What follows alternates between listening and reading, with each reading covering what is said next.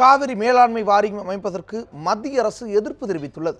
இது தொடர்பாக பாரதிய ஜனதா தமிழக தலைவர் தமிழிசை சவுந்தரராஜன் தெரிவித்த கருத்துக்களை தற்போது காணலாம். மத்திய அரசை பொறுத்தமட்டில் அப்படி முழுமையான அஃபிடவிட் எதுவும் தாக்கல் செய்யவில்லை. நாளைய தினம் உச்சநீதிமன்றத்தில் அந்த வழக்கை சந்திக்க வேண்டும் என்பது மத்திய அரசு தான் சொல்லியிருக்கிறது. இதற்கு மேல் இப்பொழுது அவர்கள் அமைப்ப சாத்தியமில்லை என்று சொல்லியிருப்பது தகவலாக வந்திருக்கிறது.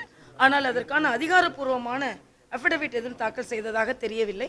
அதனால் இதை பற்றி முழுவதுமாக விவாதிப்பதற்காக தமிழகத்தில் எங்களது தலைவர்களின் கூட்டத்தை நாங்கள் கூட்டியிருக்கிறோம்.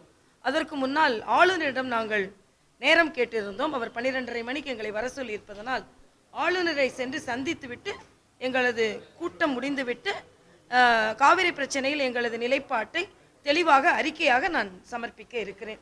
எது எப்படி இருந்தாலும் தமிழக மக்களுக்கு தண்ணீர் பெற்று தருவதில் தமிழக பாரதிய ஜனதா கட்சி உறுதியாக இருக்கிறது என்பது மட்டுமல்ல, மத்திய அரசு மிக தெளிவாக 2 மாநிலங்கள் ஒரு நதிநீரை அவர்கள் பங்கிட்டு கொள்ளும்பொழுது எந்த மாநிலம் வஞ்சிக்கப்படாது என்பதை தெளிவாகவே மத்திய அரசு தெரிவுபடுத்தியிருக்கிறது. அதனால் கூட்டம் முடிந்த பின்பு அறிக்கை நான் தாக்கல் செய்கிறேன்.